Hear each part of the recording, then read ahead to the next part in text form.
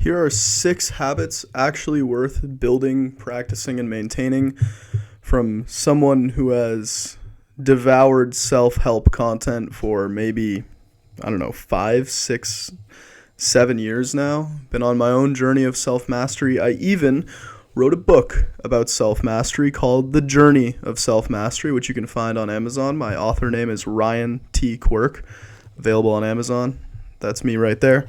Anyways, here are 6 habits worth cultivating. I've practiced so many different techniques, so many different practices to try to experience more flow, more joy, more peace, all the good things in life. As Tony Robbins says, progress equals happiness. So here are the things that have helped me genuinely progress in life. There are a few more. I'll cover them in other videos. Here is a key 6. Number 1, a proper hygiene routine. Now, a lot of people, I'm not saying like if you don't have a proper hygiene routine that you're dirty. Like I'm pretty sure you shower, you probably brush your teeth. But like a really more dialed in hygiene routine is so important. And so it kind of just takes your confidence to the next level. Hopefully you shower at least once a day. Hopefully, you brush your teeth and do that kind of thing. But there's a few other bonus tips and things that you can do to really take care of your health. And as I've said in other videos too, you only get one body. And so part of taking care of it, yes, is exercise, sleep, all that other stuff, but it's also good hygiene. Like when I do my morning shower, I'm not just like quickly in and out showering. Like I kind of try to be present with the process. I have my speaker here, I play some music, and I go through my actual routine. I do my skincare. I make sure to exfoliate, wash my skin. I put moisturizer on my skin, sunscreen on my face. I make sure to floss. Some people don't floss. Make sure you floss. Brush your teeth. I do mouthwash. Sometimes I do teeth whitening strips, or like you can do just hydrogen peroxide. You can switch that around to whiten your teeth. It doesn't matter exactly what your routine is, but have something that's a little more dialed in. That little extra mile of taking care of yourself through a proper hygiene routine, through a proper skincare routine, is going to be something that sets you apart. It's also just going to make you feel way better. Like when you spend that first 20 minutes of your morning, and that whole first 20 minutes is dedicated to taking care of you, you are going to function way better in your day-to-day life. So that's number 1. Have a genuinely dialed in hygiene routine.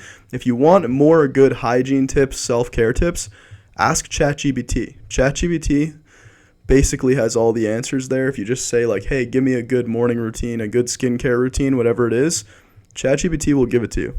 Number 2, make your bed and clean your room. One of the first self-help books I ever read was called Make Your Bed. It was by a Navy SEAL.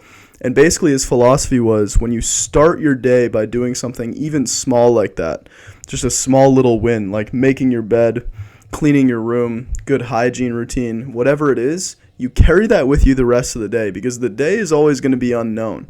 You don't know what's going to happen. You might lose your job. You might get a bad grade on an exam, whatever it is. But if you make your bed first thing in the morning, no matter what, you are coming home to a made bed.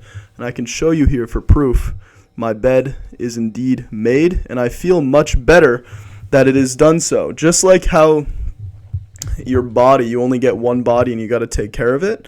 Your bedroom is a sacred space where that's where you're living a good portion of the time. Hopefully you're getting out of your room and into the world as well, but you want to make sure that it's clean. There's an old proverb that says that your room is a reflection of your mind, and you can really tell when you walk into someone's bedroom how their mind is doing.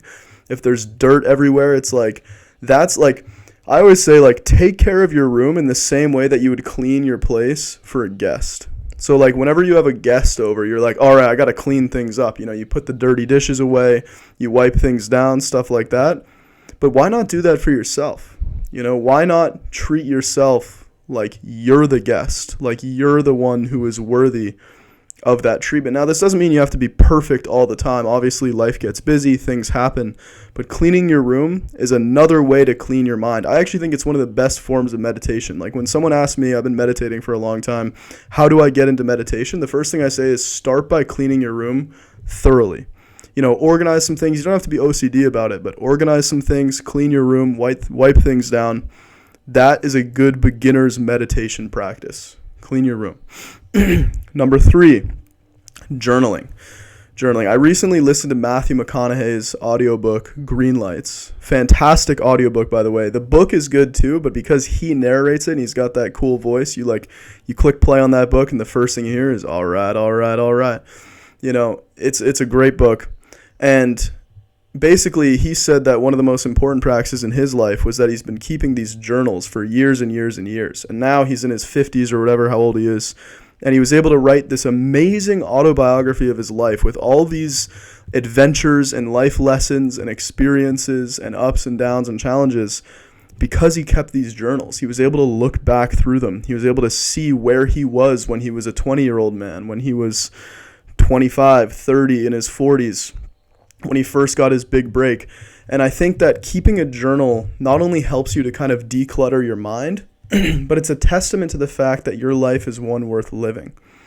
It's a testament to the fact that your life is, in a sense, a movie. Now, I know no one's actually filming you with a camera or anything like that, but your life is this amazing unfolding story. And if you notice, life kind of follows that structure. You have different seasons of your life, different chapters of your life. And when you journal, you start to see that. You awaken and uncover things within yourself that you previously might have not known were there. You begin to realize, wow, I really am living my story, my life story to the fullest. And then you have things to look back on. Then you have stories and experiences that you remember better. If you're anything like me, I don't have the best memory. I don't have a super amazing memory, but when I journal, important experiences stick that much more. They stick with me, they stick in my mind, and they help me going forward. So number 3 is journaling. Number 4, this one's very simple, but I think this one's very important and worth a reminder, which is kindness. Sadly, we live in a world where when you are a genuinely kind person, you will actually set yourself apart. Now, that's not saying that people are mean, but I think we do live in a society where people are a little bit self-absorbed and kind of self-obsessed. And that's one of the quickest ways to be unhappy. In the Buddhist tradition, which I study quite a bit, they say that a huge part of happiness is making sure that others around you are happy as well. That every human being seeks happiness, but our happiness is interdependent with making sure that those close to us and those in our community are happy as well. Little things like just holding a small conversation with the checkout person at your local gas station or grocery store, being kind, letting someone go first in line. These are little ways in which you will increase your happiness so much. And I'll tell you a very short story here to kind of give you an example of this. I was recently had the privilege to go to Hawaii. If you've seen my previous video where I made a short video in Hawaii, and I had this amazing 5 days there. And when I was there, I got these 2 Hawaiian bracelets. One of them had a little fish engraved on it. The other had a few shark teeth on it. I thought they were super cool. Made me feel adventurous. I was like, oh, I got these cool Hawaiian bracelets. I don't know. I thought they were pretty cool. I liked them. And the final day of my stay, the people I was staying with are grandparents, and they had their grandkids over. And their 2 grandkids are about 4 and 6 years old.